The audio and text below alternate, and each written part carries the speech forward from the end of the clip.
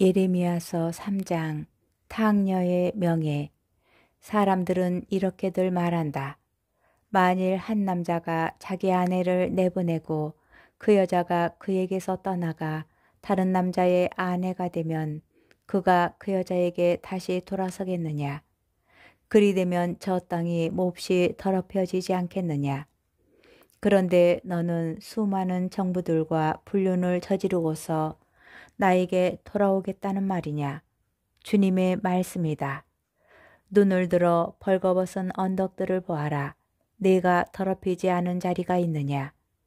광야에 사는 아라비아인처럼 너는 길가에 앉아 그들을 기다렸고 불륜과 악행으로 땅을 더럽혔다. 그리하여 소나기가 거두어지고 봄비도 내리지 않게 되었다.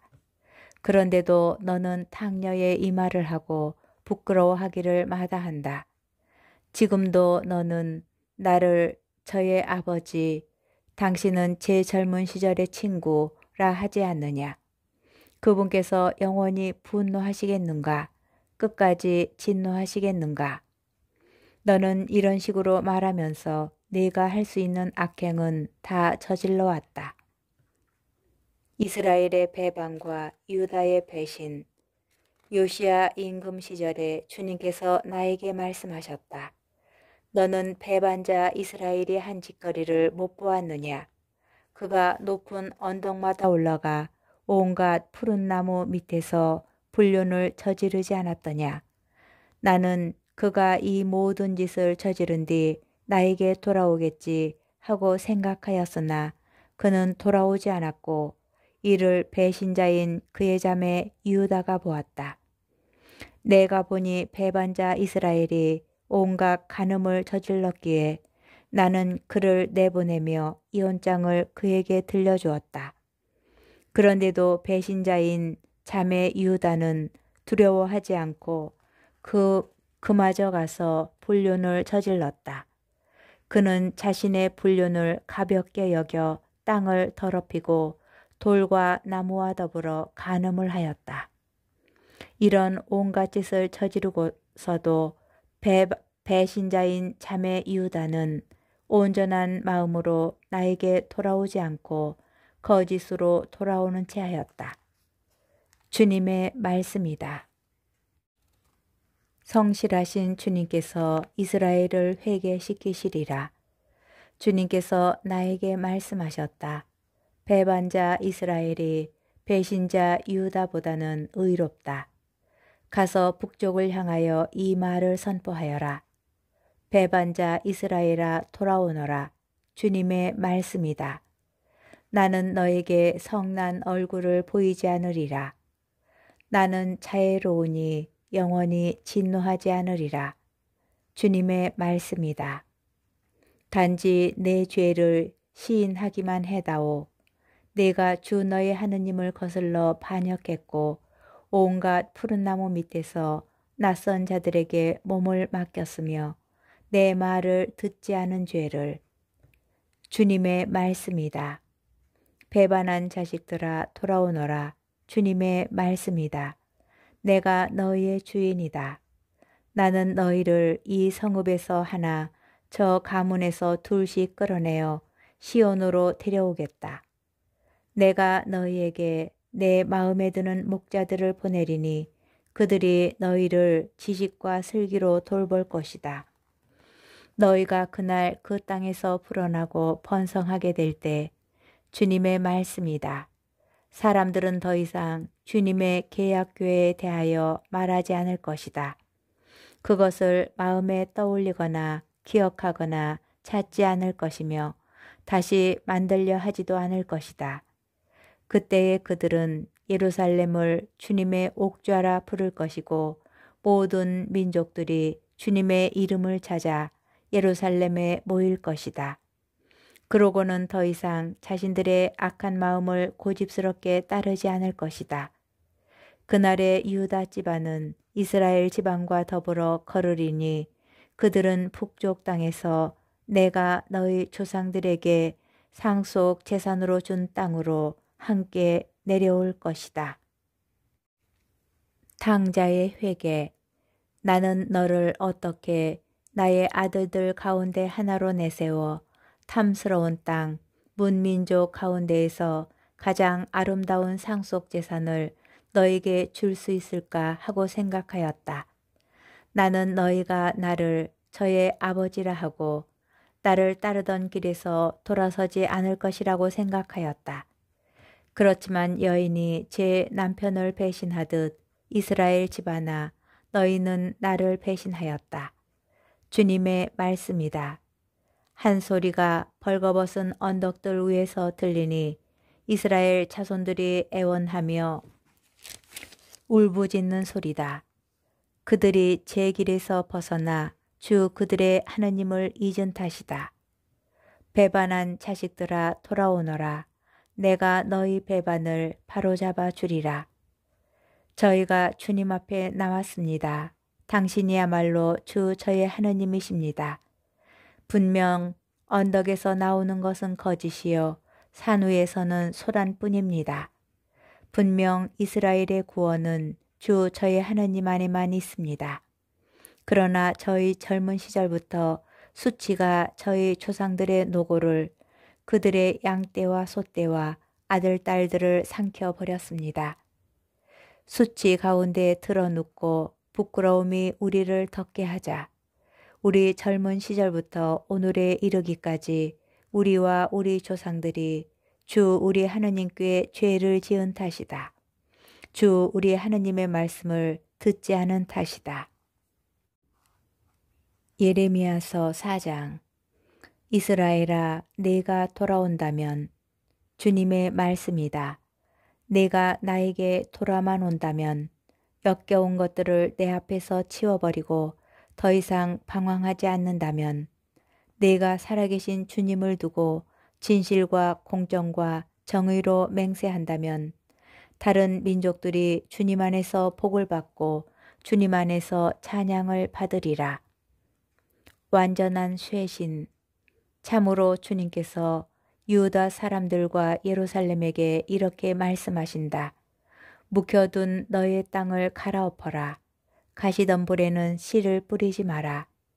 유다 사람들과 예루살렘 주민들아, 할례를 하여 자신을 주님께 바쳐라. 너희 마음의 포피를 벗겨내어라. 그러지 않으면 너희의 악한 행실 때문에 나의 분노가 불꽃처럼 터져나와 아무도 끌 수 없게 타오르리라. 유다에 내린 경고. 유다에서 알리고 예루살렘에서 이렇게 선포하여라. 이 땅에서 나팔을 불고 큰 소리로 외쳐라.